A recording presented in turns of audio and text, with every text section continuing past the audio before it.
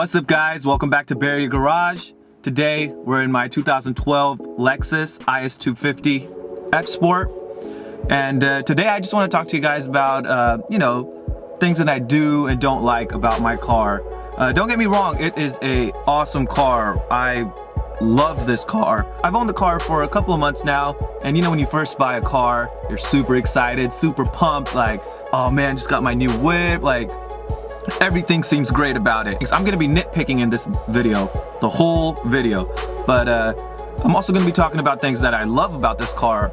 So it's gonna be kind of like two videos in one. Maybe I'll split it up. Thing number one that I don't like about my Lexus is the cup holders. Now you guys might be thinking, what do you mean you don't like the cup holders? How can you not like cup holders? Like, what could be wrong with cup holders, right? Right, but let me show you guys. Hold on, okay? You see that? That's a cup holder. Normal cup holder. But there's only one cup holder.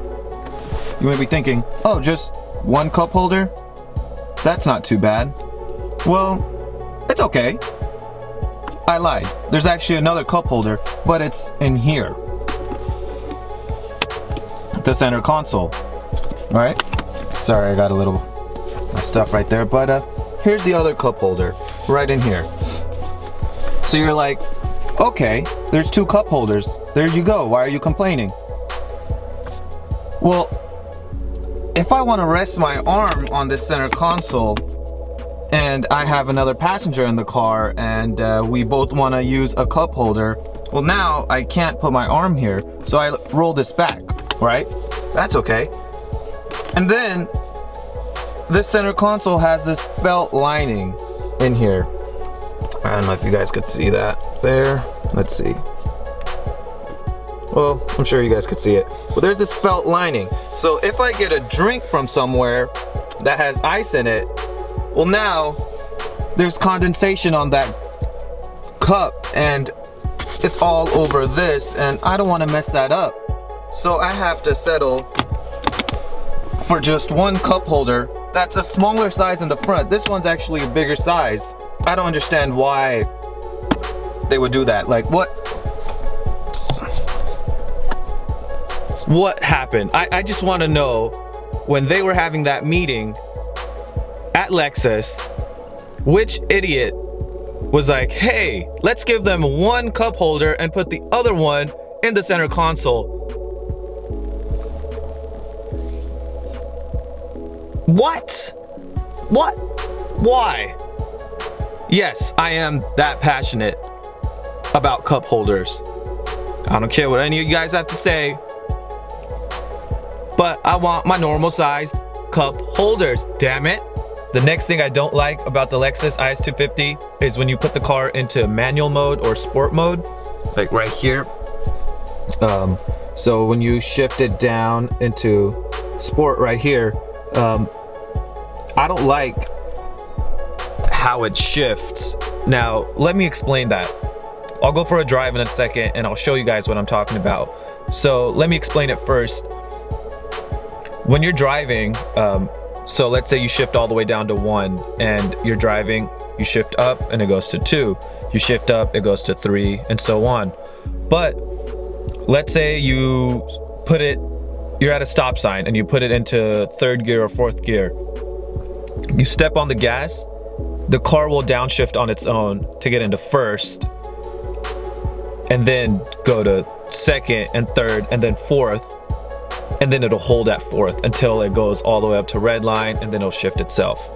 I'm okay with the fact that when it goes to red line, it shifts itself, but I don't like when I am at a stop and I have it in 2nd gear and I want to do a 2nd gear pull, the car will downshift into 1st and then go all the way up to 2nd and then hold it at 2nd. It's annoying and I don't like that. I had a TSX before, and in the TSX you could come to a complete stop, put it into 2nd gear, and take off in 2nd gear. And it was like a true, well, I don't want to say true manual because it's not a manual, but it gave you the feeling that you were driving a manual car because it gave you a lot more control over the shift compared to the Lexus. And here it does give you the control, but it's very limited control. So let me show you guys what I'm talking about. Let's go for a drive real quick, okay? I'll put it in drive, put it over. So automatically it jumps to 4. Even if you're driving and you put it into sport mode, it'll jump to the 4th gear. So let's say you're going 75 miles per hour on the freeway and you put it into sport mode, it'll jump down to 4th gear. But so if you're driving, sorry, there's a little bump right in front of me. So when you're driving, first, jump to 2nd, everything's good, right? So now I didn't put it down into 1st, it's still in 2nd. You know what, I'll put it into 4th, and then I'll step on it. I wish that was a 4th gear pull. The fuck? No, it's still in 1st gear. It's just gonna limit it to the 4th gear, so it'll shift like it normally would up until it gets to the 4th gear. As you guys can see, it's shifting normally. See that? But it's extremely frustrating when you're trying to play with it, and you know, it limits you as to how you can control the gears.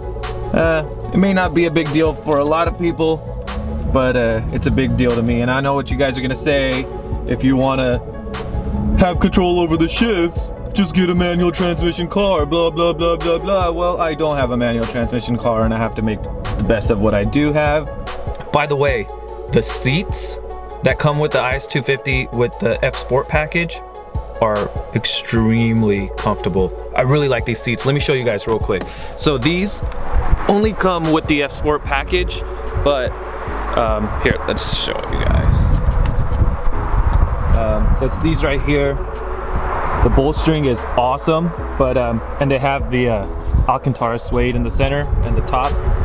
It's extremely comfortable, and when you're going around corners, holds you in place real nice. While we're on the topic of seats, let me add this thing to it though. Although the seats are phenomenally comfortable, they only have the heated option. I know, I love the cooled seat option, but it just wasn't part of the F Sport package. All I get are the heated seats. Normally in the IS250, if you get the luxury package, or there's one other package, I'm not sure, there's a little blue icons on this side, exactly like these, but they're blue, and you could twist the dial the opposite side, and they have the ventilated seats. But us F Sport guys, we don't get it. Let me show you guys something cool. See this button here? Let me see if I could get it to focus. Right there. This one right there. That button is a pretty cool one. So what it does is, let me see if I can get this over here. So what that button does is it delivers fresh air into the car with the press of one button. It gets rid of, it's essentially like to clean out the cabin. It runs for about 30 seconds or so, 30 seconds to a minute, and then it reverts back to what you originally had running. But awesome feature. It helps tremendously. Let's say that you're driving by somewhere, and if you're familiar with the Bay Area, San Jose area specifically, and you're driving through Milpitas, then you probably know about that stinky smell that I'm talking about.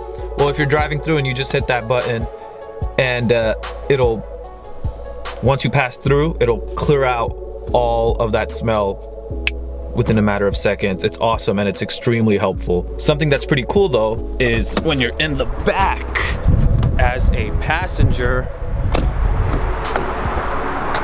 Let's see here if I could fit, because you know there is no space back here, but let me see if I can get that. So I just pulled this down, the armrest in the back. You can actually open it up, and there's quite a bit of room in here. If you guys can't see right there. And then there's extra space up here. But yeah. Oh, and guess what? Cup holders mine, and these are normal cup holders. Like what? Why couldn't I get these in the front? Why couldn't I get these in the front? I don't know.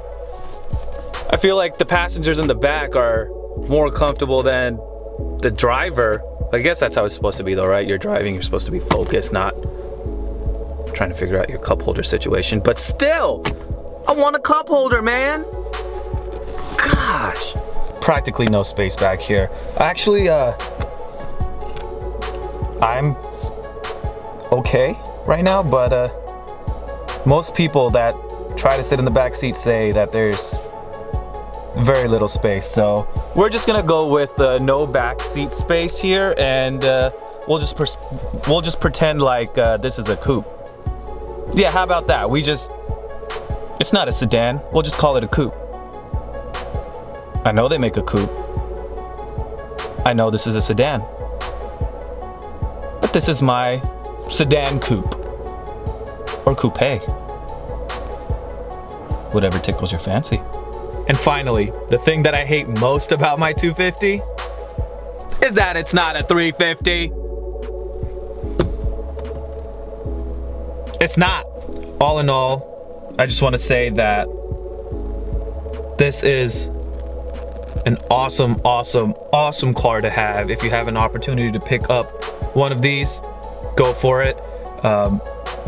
If you have an opportunity to pick up a 350, that's an even better opportunity.